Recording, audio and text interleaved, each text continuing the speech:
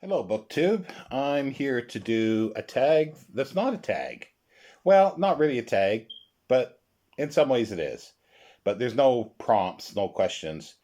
Gavin at Genre Books is on the Read What You Own challenge, and he thought he'd sort of do a little game of your best shelf, a top 10 list. So, sort of a fantasy bookshelf. If you had 10 books that you would want to put on a shelf, and what would they be? Price is not a concern. But the rules that, if I remember right, are that they have to be in a language that you can read and that the book exists. So I thought I was tagged into this as well, and I saw Michael at Michael K. Vaughan's channel do this as well. And strangely enough, he had two books on his shelf that I own. So we'll actually get to those. Not to those specifically, because one would have been on my shelf if I didn't already own it. I'm just getting up my list here. I put it in my phone, so that's why I'm a little. So there's actually six fiction books. I thought of splitting up and doing two lists: six fiction, or sorry, 10 fiction and 10 nonfiction. But no, that sort of defeats the spirit of it as well. And I tried to keep down like not if they're part of a set, like not to name the other books as well. That's just sort of what I did. So okay, well, let's start. Now, I would want to have Bleak House by Charles Dickens, a hardcover edition, nicely bound, because it would not have been bound sort of really nice. So a really really nice binding, and signed, but not just signed, an association copy. And I'm not that picky. No, I'm not picky. It can be just to any other prominent writer of the time.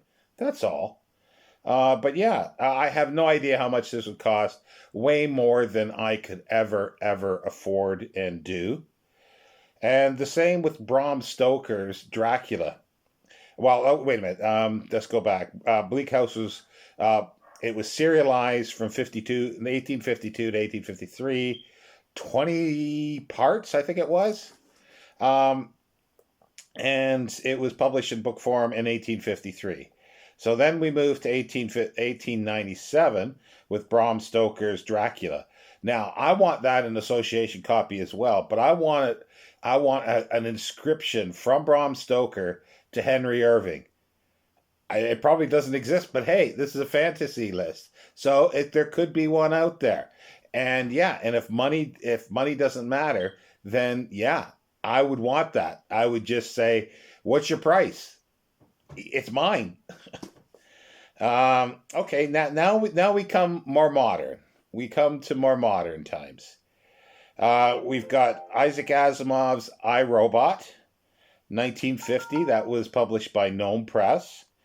Beautiful cover on it. It's red, and there's a robot, I think standing on a hill or something. But anyway, it's a nice stylized robot.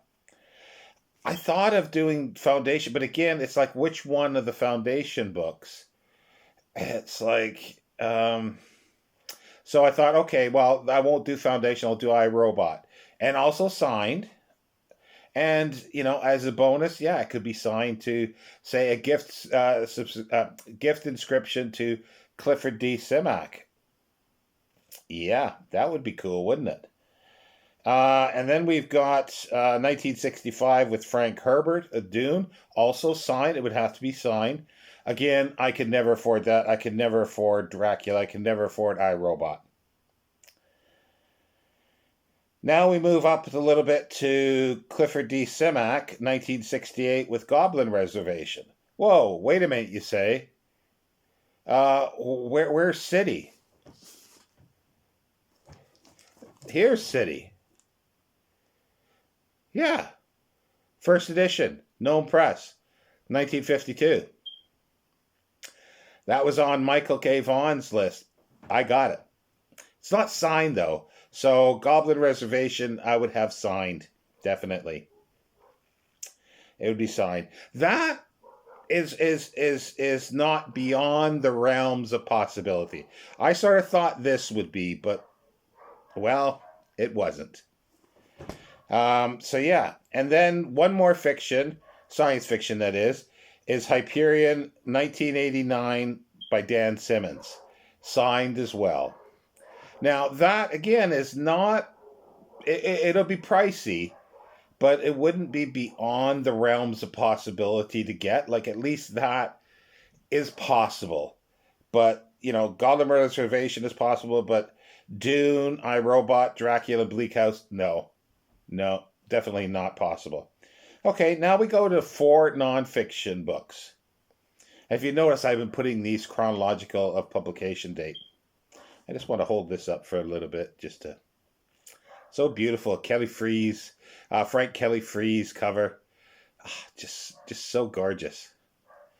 But it's not signed. That's why I would have.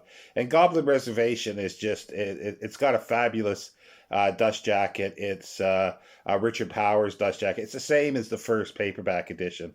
But yeah, I would want it. Actually, I would want it signed. Oh, I'm going back.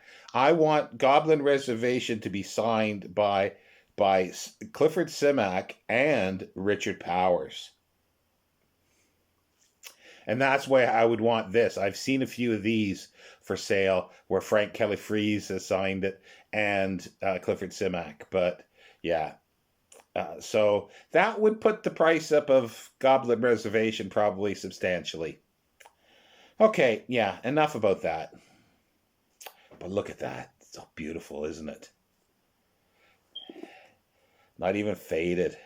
Well, it's maybe a bit darkened, but that's about it. On the spine, that is.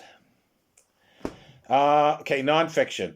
David Livingstone's Missionary Travels and Researches in South Africa, 1857, signed. Richard Francis Burton's The Lake Regions of Central Africa, 1860, signed. I have no idea how much these would be signed, like more than I could ever afford. And John Hanning Speke, Journal of the Discovery of the Source of the Nile, 1863, signed. I think he was still alive when that came out. If not, then yeah, I would take. I'd have to look. I can't think of what date, but I'm sure he was still alive when it came out. And then the last book on the shelf is Louise Brooks' 1982 kind of memoir-ish, a collection of essays that she was writing for mostly Sight and Sound, but called Lulu in Hollywood. Fabulous, fabulous little book. It's very slim. But yeah, I would love to have a first edition hardcover signed by Louise Brooks. Again, pricey, but probably not impossible to get. So there's 3 here out of the well, see, this really should be the 10th one, but yeah, but I had space, so Goblin Reservation went on. So yeah, I'll put down a link to Gavin's original video, and because I've mentioned Michael's, I'll put down a link to his video too. Yeah, and if you want to do it, Gavin did